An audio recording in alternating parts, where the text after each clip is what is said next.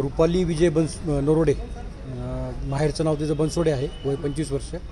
ही काहीतरी तिचा पूर्वीचा पती मरण पावलेला आहे आणि दुसऱ्या मुलासोबत ती लग्न करणार होती, जे की तिच्या भावाला मान्य नव्हतं.